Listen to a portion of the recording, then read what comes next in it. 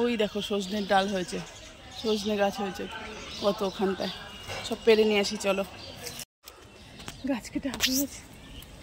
এই যে ডাটা গাছ কাটলাম। আমি গাছ লাগিয়েছি ঠিকই, কিন্তু কোনো সময় একা আমি খাই না, সবাইকে দিয়েই খাই ভাগ করে, কারণ আমার সবাইকে দিয়ে খেতেই ভালো লাগে।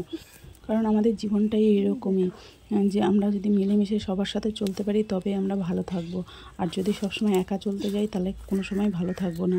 ফেসবুকেও যারা কাজ করছে তাদের জন্য একটাই কথা বলবো, সবার সাথে বন্ধুত্ব করো, সবাই সবার পাশে থাকো, তাহলে দেখবে একসময় সফলতা পেয়ে যাবে।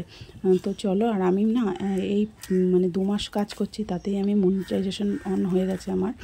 তো চলো, আমি সবাইকে বলবো যে একসাথে মিলেমিশে কাজ করো, তাহলে দেখবে সবাই এগিয়ে যাবো। দেখো কত ডাটা শাক সব পেরে নিই, ডাটা শাক পেরে পুরো হাঁপিয়ে গেছি একদম।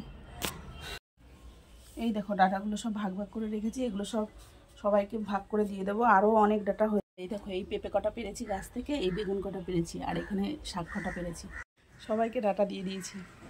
আর এই যে এইগুলো দেখলে, এগুলো সব এবার ভাগযোগ করে সবাইকে দিয়ে দেবো। আর সবাইকে দিতে দিতে এসেছি, এ কটা ঘরে নিয়ে এসেছিলাম, এগুলো আবার আরও বিল্ডিংয়ের সবাইকে দিয়ে দেবো।